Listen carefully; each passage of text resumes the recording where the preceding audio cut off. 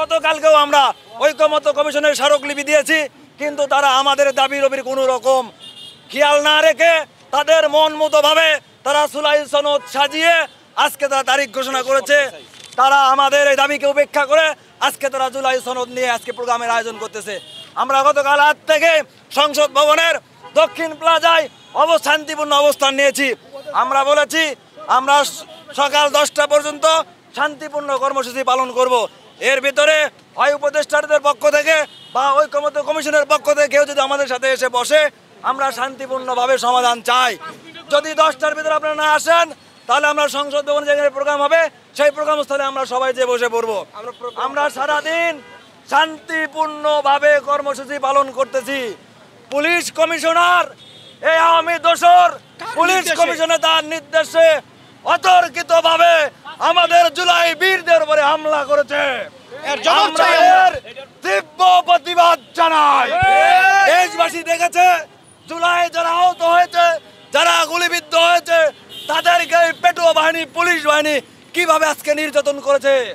আমাদের 3 জন ভাইকে গ্রেপ্তার করে ডিবি কার্যালয়ে নিয়ে গেছে। অনেক ভাইকে আহত অবস্থায় তারা হাসপাতালে ইমার্জেন্সিতে আছে। আমরা ইন্দ্রামকে জবাব চাই। আর কত রক্ত লাগবে? একজন মারা গেছে। গভর্নমেন্ট নিজে স্বীকার করেছে এই ছাত্ররা, এই জুলাই যুদ্ধরা এই ইন্টারিয়াম গভর্নমেন্টের বৈধতা। আজকে সেই বৈধতা কোথায় গেল? তাহলে তারা অবৈধ, তাহলে এই ইন্টারিয়াম অবৈধ।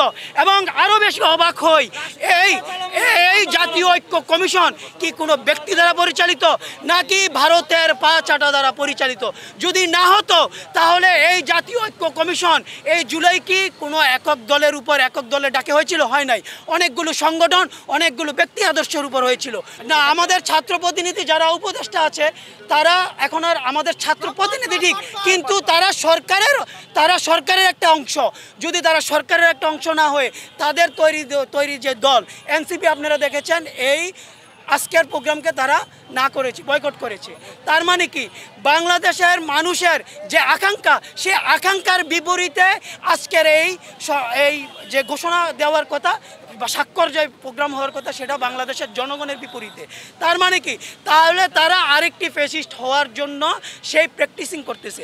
আমরা সেই প্র্যাকটিসিংয়ের বিরুদ্ধে দাঁড়িয়েছিলাম।